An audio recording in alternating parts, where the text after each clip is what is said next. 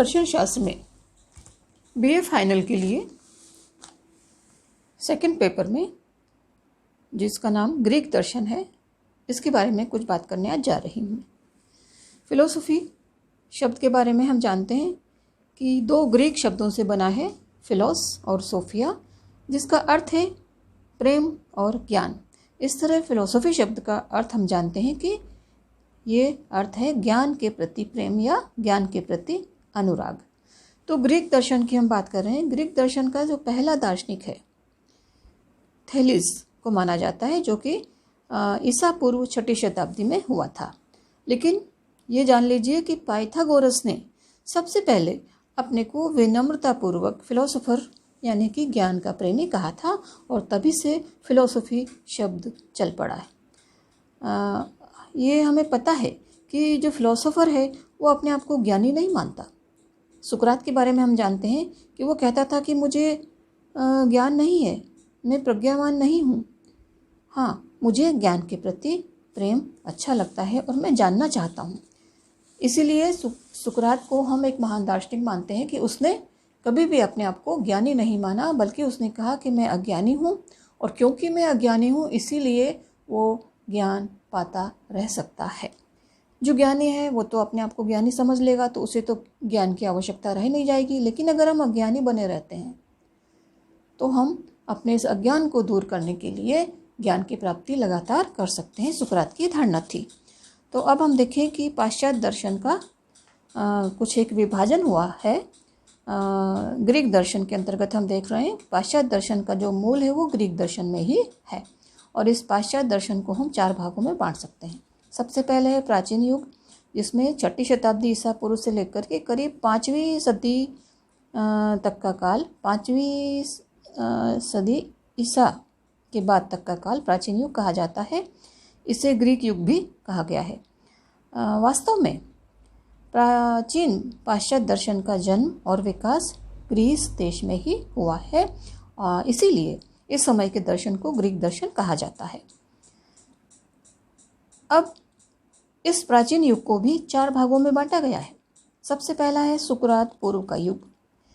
ये ग्रीक दर्शन का आरंभिक काल है, जो मुख्य रूप से जगत पर चिंतन करता है।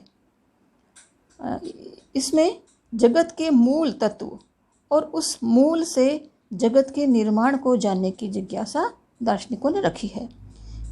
इसके अंतर्गत हम Thales, Anaximander, Anaximenes, Pythagoras, Heraclitus, Parmenides, Zeno, एम्पिडोक्लीज,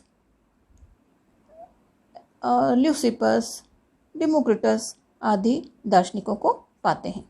इसके बाद आता है सुकरात युग। डेमोक्रिटस के बाद में ग्रीक दर्शन मूल रूप से मूल तत्व की खोज को छोड़ करके इसमें मनुष्य को अपने चिंतन का केंद्र बिंदु बना लिया गया है। इस तरह से हम देखते हैं कि ग्रीक दर्शन में एक नए ही युग का आरंभ होता है, और यद्यपि यह युग सोफिस्ट दार्शनिकों से आरंभ हुआ, जो मानते थे कि मनुष्य ही हर वस्तु का मापदंड है, लेकिन इनका चिंतन संदेहवादी था, जो वास्तव में विध्वंस का ही एक विध्वंसात्मक था, जबकि सही अर्थों में मनुष्य के लिए लाभकारी जो विचार आते हैं वो सुकरात से आते हैं। सुकरात ने सत्य का वस्तुगत मापदंड स्थिर करने के लिए प्रत्ययों की स्थापना की आइडियाज़। इन्हीं आइडियाज़ या प्रत्ययों के आधार पर आगे चल कर के उसके प्रसिद्ध शिष्य प्लेटो ने अपनी महान पाश्चात्य तत्व मीमांसा का निर्माण किया था। अब प्लेटो और इस सुकरात युग के बाद जो तीसरा विभाजन हुआ है, प्लेटो और अरस्तु का युग उसे कहा जाता है। तो वास्तव में प्लेटो ने न केवल तत्व मीमांसा पर, वरन राजनीति, नीतिशास्त्र और मनोविज्ञान आदि पर भी युगों को प्रभावित करने वाले अपने विचार प्रस्तुत किए हैं। और उसका जो एक शिष्य था, जैसे हम अरस्तु के नाम से जानते हैं, उसने भी ज्ञान के क्षेत्र में अतुलनीय योगदान दिया है। अरस्तु दार्शनिक के साथ साथ वैज्ञानिक भी था। इस तरह प्लेटो और अरस्तु ने जीवन और जगत की लगभग हर समस्या पर विचार किया। इसलिए इनका जो समय है वो ग्रीक दर्शन का गोल्डन एज, स्वर्णकाल कहा जाता है। इसके बाद आता है उत्तर अरस्तु, अरस्तु उत्तर युग, अरस्तु के बाद का युग। अरस्तु के बाद में प्लोटाइनस तक का जो काल है वो ग्रीक दर्शन का अंतिम काल है, इसे ही अरस्तु उत्तर युग कहा जाता है। और यहाँ पर हम देखते हैं कि ये ग्रीक दर्शन का अवसान काल माना गया है, क्योंकि यहाँ दार्शनिक मूल तत्व के बारे में वैज्ञानिक जिज्ञासा का लगभग त्याग कर चुका है और उसका पूरा ध्यान नैतिक समस्याओं में लग चुका है। सफल जीवन की कुंजी की खोज में जैसे वो भिड़ जाते हैं, जैसे कि सुकरात भिड़ गया था। अब इस ग्रीक दर्शन के अंतर्गत ये जान ले कि दार्शनिकों का आदर्श वाक्य था कि आश्चर्य करो ताकि तुम जान सको। अरस्तु ने तो खुद कहा था, प्लेटो ने कहा था कि फिलोसॉफी बिगिन्स इन वंडर, यानी कि दर्शन शास्त्र आश्चर्य से ही उत्पन्न होता है। और पूरे पाश्चात्य दर्शन में हम पाते हैं कि दार्शनिकों में एक आश्चर्य की भावना थी कि जिससे वे जान सकते थे कि आश्चर्य करेंगे तो हमें आखिर इस जगत कैसे बना, इसका मूल तत्व क्या है। अगर हमें जगत के बारे में कोई जिज्ञासा, कोई आश्चर्य नहीं होगा तो किसी प्रकार का ज्ञान में आगे विकास भी नहीं होगा। अब ग्रीक दर्शन के आरंभ की बात हम करते हैं, तो इसमें हम देखें कि इस ग्रीक दर्शन का आरंभ एशिया माइनर के आयोनिया और इटली के एलिया प्रांतों से होता है। ये जान लीजिए कि आयोनिया जो है वो ग्रीस देश का सबसे धनी और सबसे संपन्न प्रदेश माना जाता था। ये समुद्र के किनारे था। आयोनियन सी के बारे में हम सुन चुके हैं। आयोनिया का सबसे बड़ा शहर था माइलेटस। यहाँ के निवासी व्यापार में बहुत कुशल थे और दूर दूर तक उनका व्यापार हुआ करता था समुद्र की यात्राओं के द्वारा। तो करीब 6वीं और 7वीं सदी में यह अनेक राजनीतिक और आर्थिक परिवर्तनों के दौर से गुजरा और इस बीच यहाँ विज्ञान का विकास बहुत तेज गति से हुआ। गणित और नक्षत्र विद्या के साथ साथ मानव शरीर के रचना और विज्ञान ने यहाँ के लोगों में काफ़ी रुचि जगाई और उन्होंने इस बारे में काफ़ी अधिक प्रगति भी की। ये मूर्तिकला के भी अच्छे ज्ञाता होते थे। थैलीस यहीं का था। इस थैलीस को पाश्चात्य दर्शन का जनक माना जाता है। तो अब ये देखिए कि एक तरफ तो आयोनिया में दर्शन की उत्पत्ति हो रही थी और दूसरी तरफ करीब करीब इसी समय इटली के विचारक इन्हीं प्रश्नों के अतिरिक्त मानव जीवन के बारे में अन्य प्रश्नों पर भी गंभीरतापूर्वक विचार करते मिलते हैं। जैसे कहाँ तक मनुष्य और ईश्वर को हम जान सकते हैं, मरने के बाद मनुष्य की क्या स्थिति होती है, मनुष्य जीवन के दुखों और कष्टों से किस प्रकार से बच सकता है। इस प्रकार के विचारक इटली के एलिया संप्रदाय के अंतर्गत उत्पन्न हो रहे थे। पाइथागोरस यहीं का प्रमुख विचारक माना जाता है, लेकिन अभी हम अपना ध्यान थैलीस पर केंद्रित करेंगे, जिसे विश्व का प्रथम दार्शनिक माना गया है। पाश्चात्य दर्शन का तो कम से कम उसे प्रथम दार्शनिक माना ही गया है।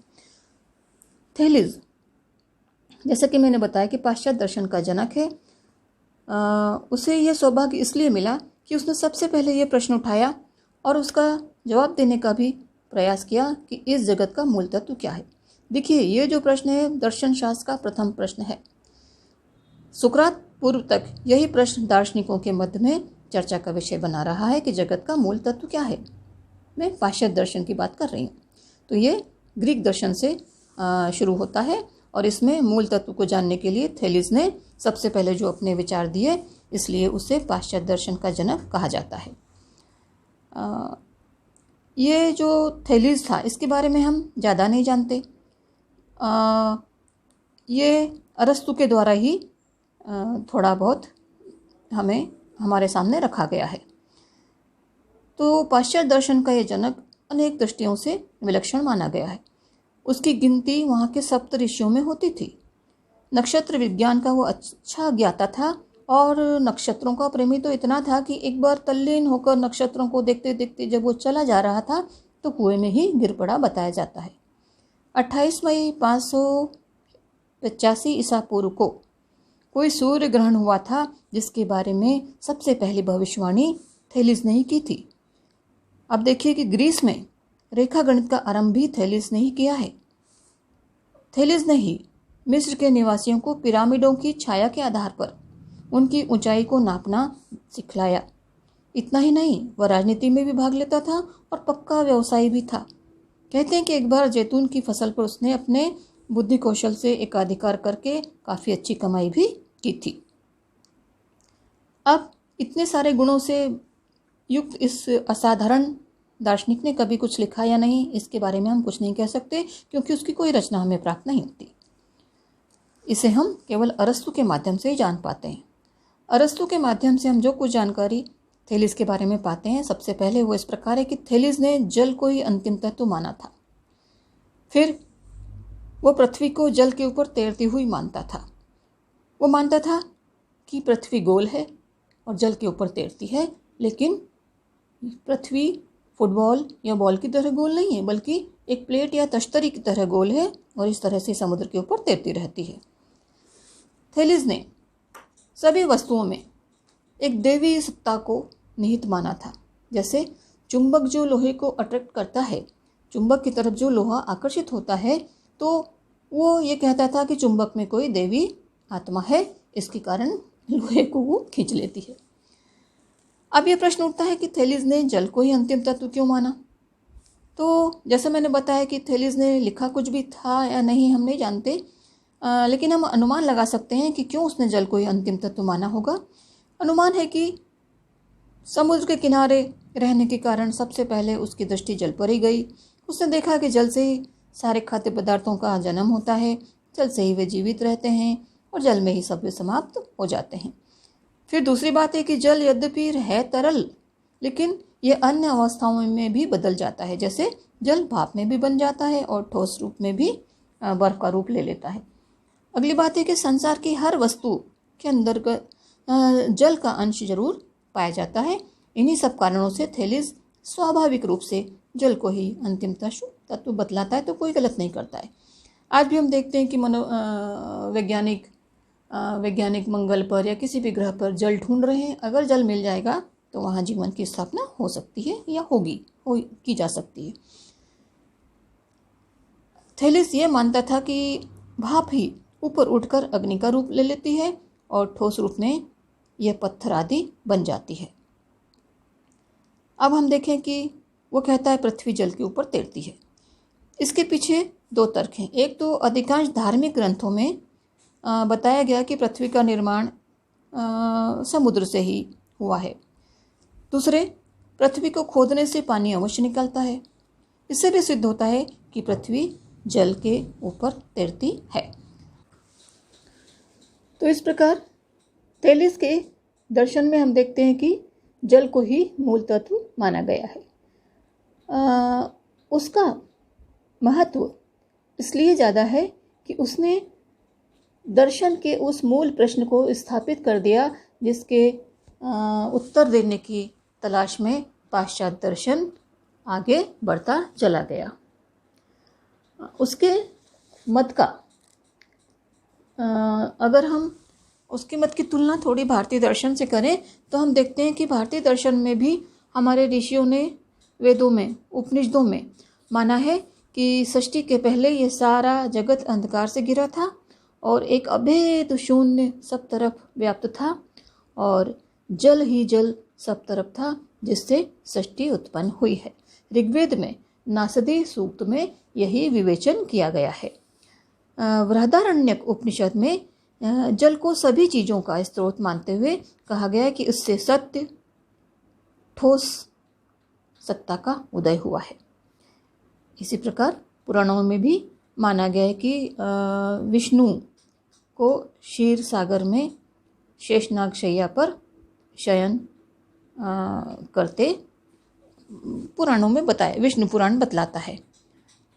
जल को ही इसमें मूल उद्गम माना गया है, इससे यही सिद्ध होता है। ब्रह्म पुराण में कहा गया है कि ईश्वर ने सबसे पहले जल उत्पन्न किया और इस जल को कहा गया नार और उसमें अपना बीज छोड़ दिया, इसलिए ईश्वर नारायण कहलाए। तो जल है तो जीवन है, ये थेलिस ने माना था और जल है तो जीवन है, इसे ही हमारे वेदों में भी, भारतीय दर्शन में, उपनिषदों वेदों में भी माना गया है। तो आज इतना ही।